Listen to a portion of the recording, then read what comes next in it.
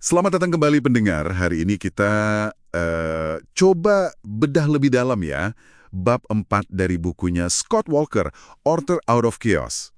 Misinya nih, membongkar kesalahan-kesalahan umum dalam negosiasi yang seringkali kita nggak sadar loh. Betul. Dan sumbernya ini unik ya, dari pengalaman negosiator Sandra. Nah, itu dia. Kedengarannya ekstrim, tapi pelajarannya ini relevan banget buat ya obrolan sehari-hari, di kantor, bahkan di rumah. Sangat relevan. Mau negosiasi gaji atau sekedar menentukan giliran cuci piring. Aha, bisa jadi. Oke, jadi mari kita kupas tuntas ya. Kesalahan ini katanya bisa nyelip gitu aja, mulai dari hambatan personal sampai masalah sistemik di organisasi. Ya, yang menarik tuh bab ini nggak cuma ngomongin yang kelihatan di permukaan aja, tapi juga bias-bias bawah sadar kita. Terus gimana budaya organisasi itu sendiri bisa jadi penghambat komunikasi yang efektif. Wow, dalam juga ya. Banget, ini bukan sekedar soal etiket atau sopan santun loh. Paham ini bisa jadi kunci sukses atau gagalnya sebuah kesepakatan penting buat Anda. Atau ya, minimal percakapan penting jadi lebih mulus lah. Oke.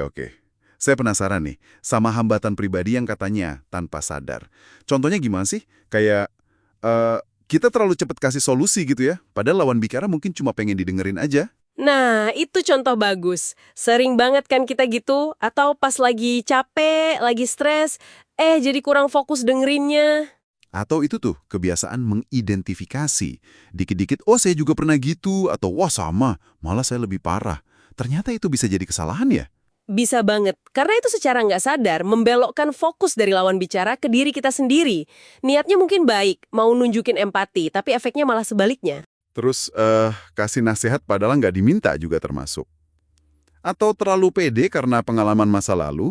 Betul, ini sering muncul dari apa yang disebut cognitive ease. Pas kita lagi stres, otak kita cari gampangnya aja, cari yang familiar. Nah, ngasih solusi atau cerita pengalaman sendiri kan rasanya familiar dan mudah. Atau bisa juga karena kita, ya secara nggak sadar, menilai orang lain pakai kacamata kita sendiri, bukan benar-benar berusaha memahami perspektif unik mereka. Jadi kuncinya kesadaran diri ya? Tepat sekali, sadar sama pemicu emosi kita apa, terus bertanggung jawab sama reaksi kita. Jangan dikit-dikit nyalahin orang atau situasi, itu langkah awalnya. Oke, dicatat. Mengenali kecenderungan pribadi. Nah, tapi kan tadi disebut juga ada blokade komunikasi yang lebih disengaja ya? Termasuk yang dari organisasi atau tempat kerja. Iya, benar. Ini bisa datang dari budaya tempat kerja. Misalnya, budaya yang bikin orang takut buat ngomong, takut salah. Istilah kerennya psychological safety-nya rendah. Oh, jadi orang nggak berani speak up gitu ya? Betul. Atau mungkin kompetisi internal yang nggak sehat, saling sikut, saling curiga. Buku ini ngasih contoh kasus cyber extortion, di mana budaya yang tertutup kayak gini bikin perusahaan jadi lumpuh total. Fatal akibatnya. Serem juga ya. Kalau secara personal, blokade yang disengaja ini contohnya gimana? Misalnya kita menyaring informasi. Cuma dengerin bagian yang kita suka atau setuju aja. Atau pas orang lain lagi ngomong, kita malah sibuk latihan jawaban di kepala. Nggak bener-bener dengerin. Atau pura-pura empati. Wah, itu Nah, itu juga kelihatannya dengerin padahal pikirannya kemana-mana. Ini semua baik yang personal maupun organisasional bahaya banget karena bisa merusak potensi terbangunnya raport, hubungan baik, dan kepercayaan. tadi disebut juga soal horns and halo effect itu gimana tuh maksudnya? Itu tuh jebakan persepsi ya. Halo effect. Kalau kita lihat satu hal baik dari seseorang, misalnya dia ramah, kita jadi cenderung mikir semua tentang dia itu baik. Oh, jadi kayak efek malaikat gitu ya? Bisa dibilang gitu. Nah, sebaliknya, horns effect, efek tanduk, satu hal negatif, misalnya dia pernah telat sekali, kita jadi ngelihat semua tentang dia negatif. Wah, bahaya itu. Banget. Di organisasi ini bisa bikin kita misalnya nurutin aja gaya komunikasi atasan yang mungkin salah, cuma karena dia atasan. Atau sebaliknya, kita cuekin ide bagus dari orang yang udah kita cap negatif. Ini ngerusak rapor dan kepercayaan. Coba Anda perhatikan, ini terjadi nggak di lingkungan Anda? Menarik. Nah, ini nih bagian yang agak bikin kaget buat saya. Justru katanya kadang kita perlu merangkul konflik atau nunjukin sedikit perlawanan. Bukannya itu malah bikin hubungan rusak ya? Gimana caranya biar jadi agresif? Nah, ini penting nih bedainnya. Ini bukan soal jadi agresif atau konfrontatif ya, tapi lebih ke gimana kita mengelola ekspektasi dan menetapkan batasan dengan cerdas. Kayak di negosiasi Sandara tadi, kalau langsung iya-iya aja sama semua permintaan, itu bahaya. Nunjukin sedikit perlawanan, misalnya nggak langsung setuju sama permintaan awal yang tinggi, itu ngasih sinyal kalau kesepakatan ini butuh usaha. Oh, jadi biar nggak dianggap remeh juga ya? Betul, dan secara psikologis, ini bikin pihak lain ngerasa lebih puas pas kesepakatan tercapai. Mereka ngerasa udah memeras jeruk sampai kering gitu istilahnya. Mereka udah berusaha maksimal. Oke, paham. Terus, gimana caranya menghadapi konflik ini secara konstruktif, biar nggak jadi berantem beneran? Ada kerangka bagus nih dari Marshall Rosenberg, namanya Non-Violent Communication atau NVC. Ada 4 langkah simpel tapi kuat. Pertama, observasi. Sampaikan fakta aja, tanpa ngejudge, tanpa ngasih label. Kedua, perasaan. Ungkapin perasaan Anda terkait observasi tadi. Ketiga, kebutuhan. Apa sih kebutuhan Anda yang nggak terpenuhi di situasi itu? Keempat, permintaan. Ajukan permintaan yang spesifik dan bisa dilakukan. Contohnya gimana tuh, yang handuk basah di buku itu ya? Iya, benar.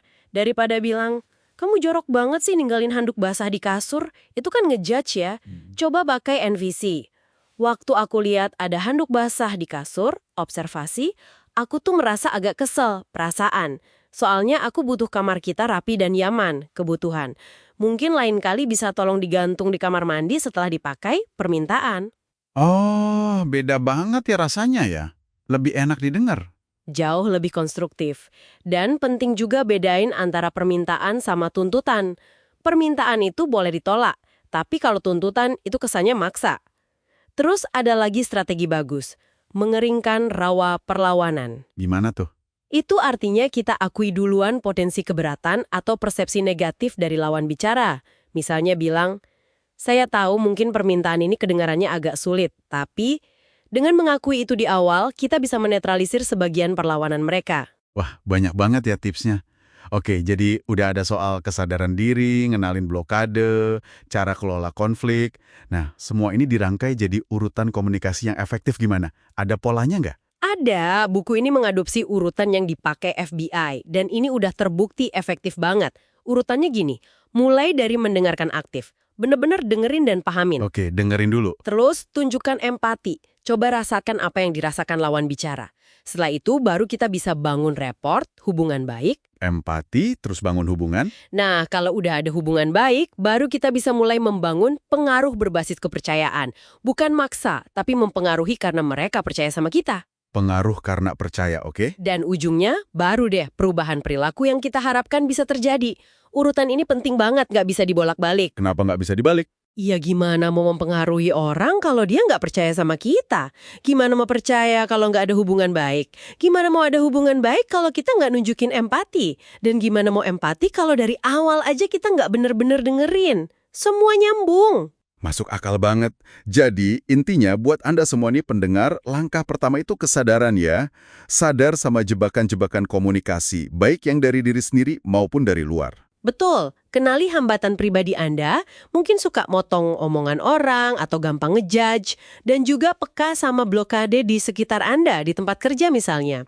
Punya kesadaran ini aja udah jadi modal kuat banget buat komunikasi lebih efektif. Nah, ini mungkin jadi pertanyaan reflektif buat Anda di rumah atau dimanapun Anda mendengarkan. Coba deh, setelah dengerin obrolan kita ini, Anda renungkan sebentar. Ada nggak sih satu aja hambatan komunikasi pribadi yang paling sering Anda alami? Pas lagi negosiasi, atau sekedar ngobrol penting sama pasangan atau rekan kerja? Mungkin kecenderungan buat ngasih solusi terus, atau susah fokus kalau udah capek. Bisa jadi. Nah, kalau udah ketemu satu itu, coba pikirin, apa satu langkah super kecil yang bisa Anda latih minggu ini buat mulai ngatasin hambatan itu?